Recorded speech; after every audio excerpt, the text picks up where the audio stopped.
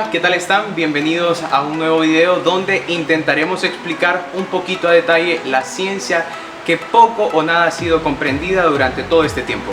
Estamos hablando de la historia. Y para muchos, ¿qué significará historia? Es algo que verdaderamente no tiene relevancia. Para otros seguramente es algo como un hobby.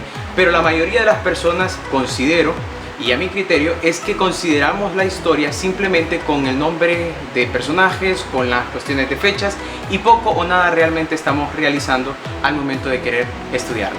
Sean bienvenidos, este es su canal, Sapere Aude.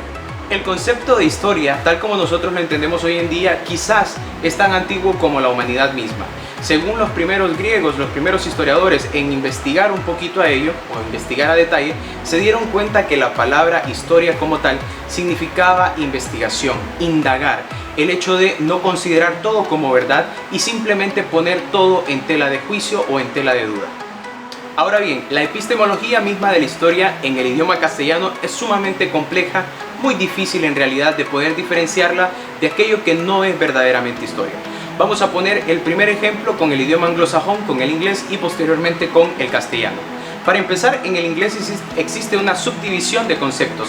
El primero de ellos es un concepto para algo cotidiano, para algo común, las famosas story. Por eso hay canciones, hay películas que llevan este pequeño concepto, puede ser en la parte de prefijo o en sufijo. Digamos Story of My Life o Toy Story, en fin, cuestiones que no son historia.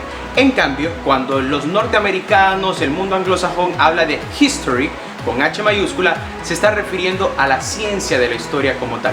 En el idioma castellano esto es muy complejo diferenciarlo, porque nosotros simplemente nos hemos cotidianizado o hemos castellanizado todo a tal extremo que llamamos historia a un chisme, llamamos historia a una leyenda, en fin, perdemos el sentido mismo del concepto.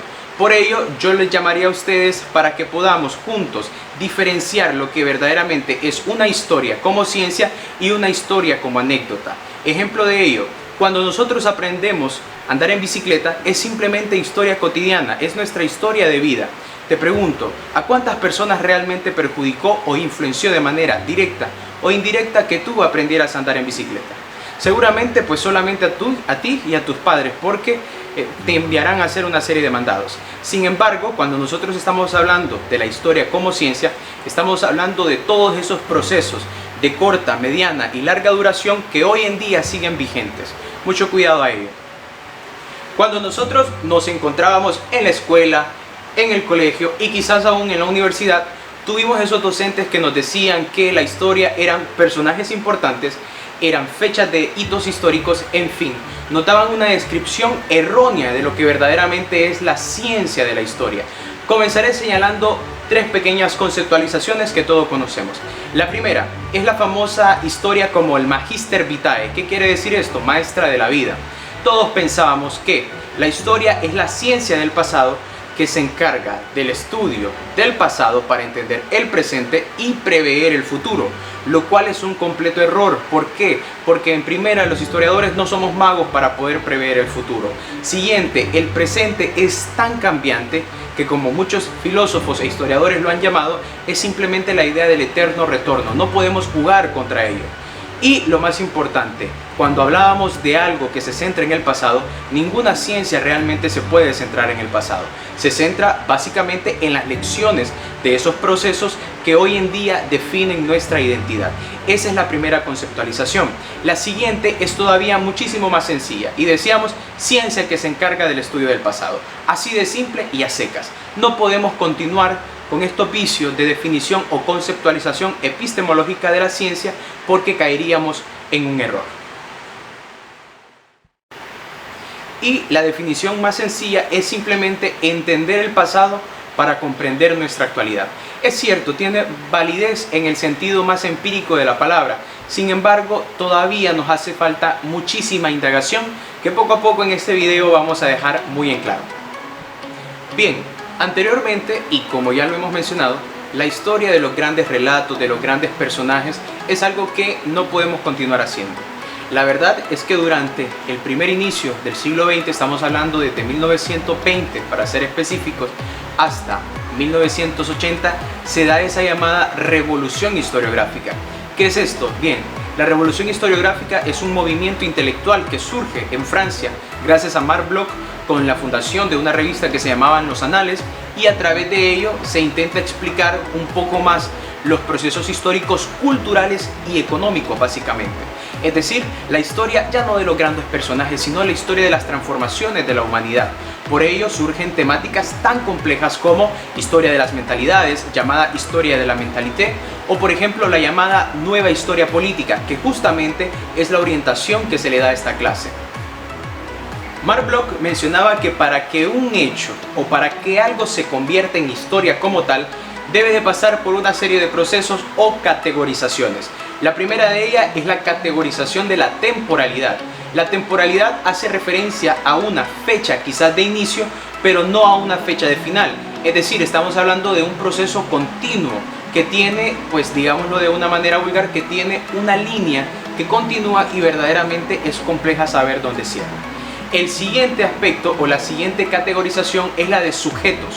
¿Por qué menciona él sujetos? Sencillo.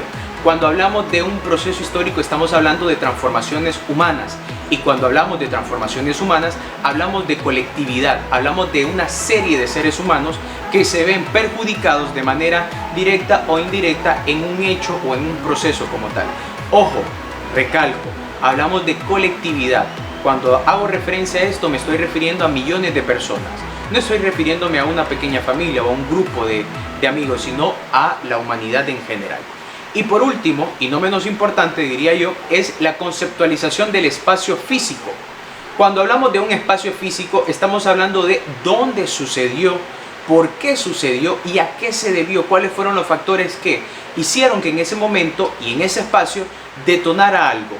Un ejemplo claro de ello sería la Revolución Francesa, serían las guerras de la independencia en Centroamérica, en América Latina, en fin, una serie de procesos que tienen estas tres categorías. Tienen en primer lugar sujetos, tienen en segundo lugar espacios geográficos y por último la temporalidad. Sabemos cuándo inician, pero como son procesos muy prolongados, quizás no sepamos cuándo se terminan.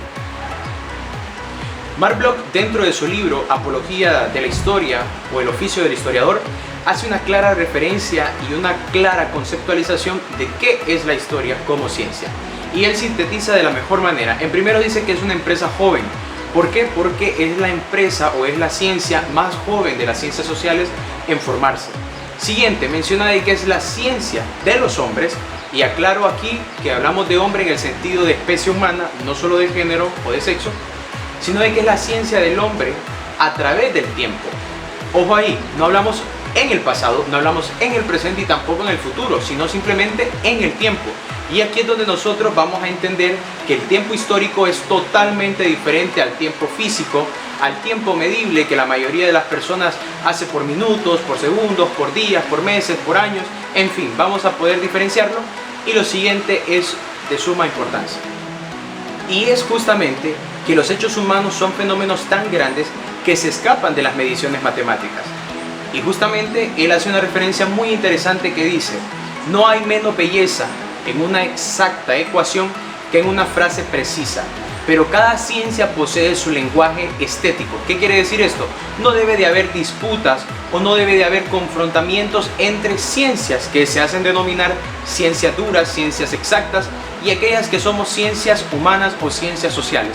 ¿Por qué? Porque cada una de ellas posee su propio lenguaje estético. Cuando usted empiece su carrera universitaria se va a dar cuenta de algo muy cómico. Le enseñarán a hablar, a escribir y a comunicarse con un lenguaje especializado. Pero lejos de ello, no aprenderá muchas cosas más. Ahora, ¿cuál es el tiempo histórico y cuál es la diferencia que existe entre meses, días, en fin, el tiempo que nosotros conocemos convencionalmente? Fernand Braudel plantea la idea de las tres categorías del tiempo o de los tres tiempos históricos.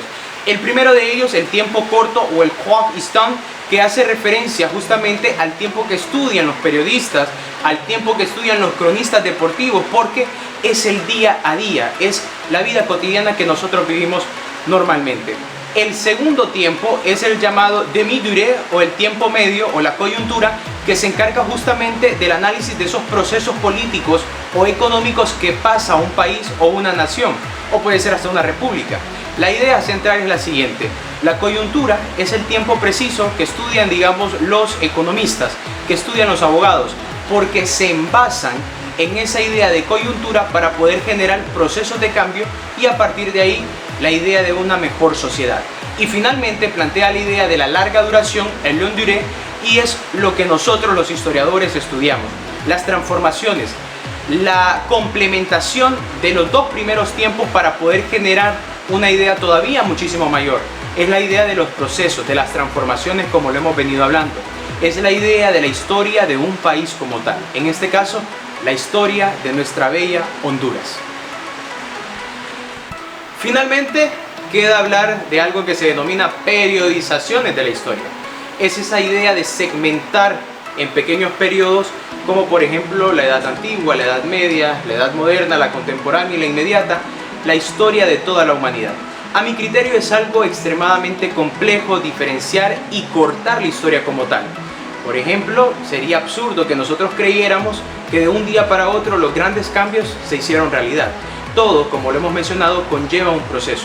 Por ello, la idea de las periodizaciones, hoy por hoy, por la Escuela de Historia, al menos en el caso de Honduras, está siendo relegado un poco más y estamos hablando de las redes. Dejamos de ver de manera lineal la historia y la empezamos a ver como nodos, es decir, pequeños círculos que están unidos y que forman una malla de acontecimientos que al final complementan nuestra historia, nuestra identidad como tal.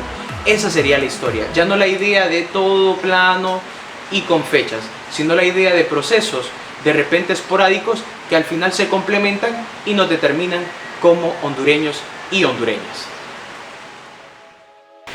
Es momento que juntos empecemos a desaprender aquellas cosas que creíamos verdad. Es tiempo de que juntos, tanto usted como yo, empecemos a escribir, a transformar. Es momento de que empecemos a hacer nuestra historia real. Mi nombre es Sapere y mi apellido es Saute. Quien no sepa qué significa, atrévase a saberlo. ¡Hasta luego!